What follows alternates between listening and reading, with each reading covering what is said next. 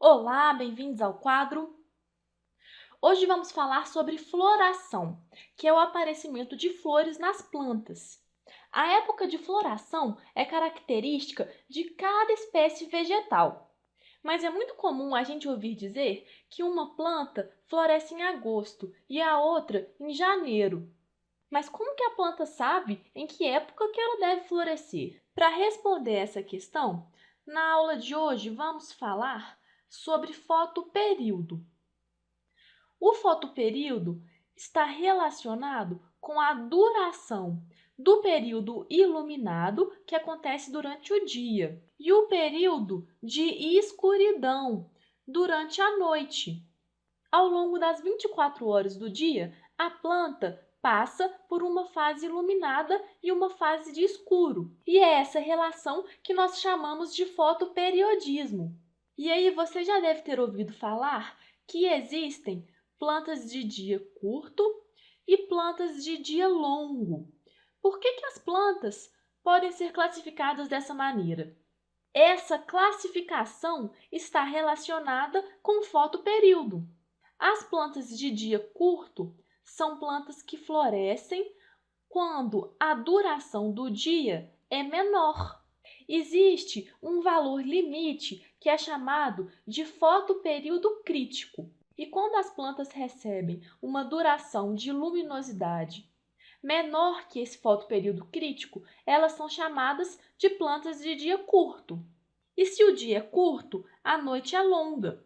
Para florescer, essas plantas precisam passar por um longo período de escuridão. Normalmente, as plantas de dia curto florescem no início da primavera, no outono. E como exemplos de plantas de dia curto, nós podemos citar o copo de leite, que é uma planta muito utilizada para decoração.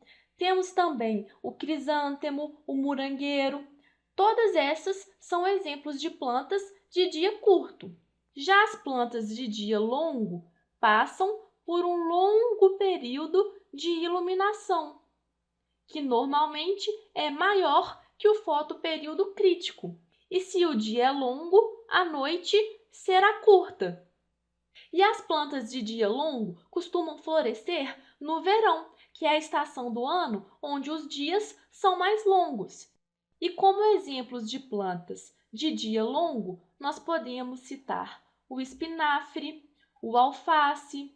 Porém, atualmente se sabe que não é o período de iluminação que é importante para a floração, e sim o período da escuridão. Mas por que isso acontece?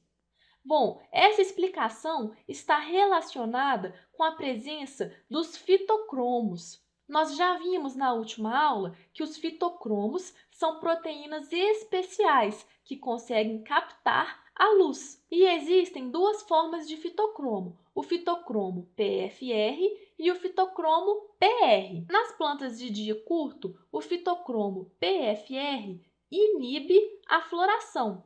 Sendo assim, essas plantas devem passar por um longo período de escuridão para que todo o fitocromo PFR seja convertido em fitocromo PR.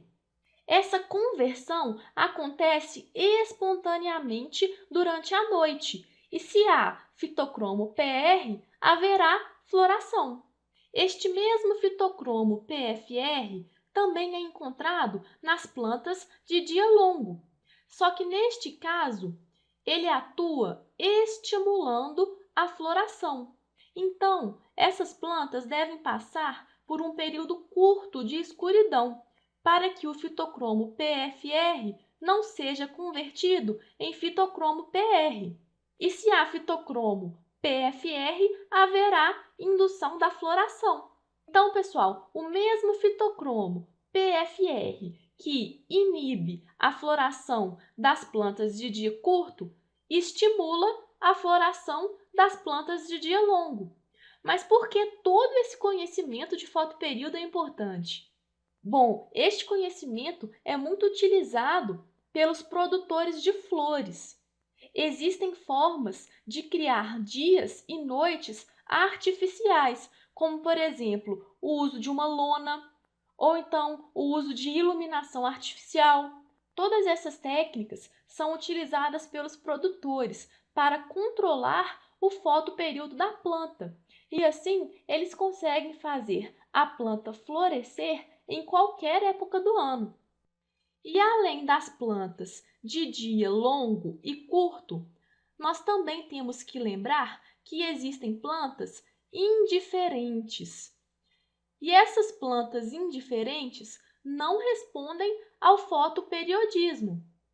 Um exemplo de planta indiferente é a planta do tomate. A planta do tomate consegue florescer em qualquer época do ano.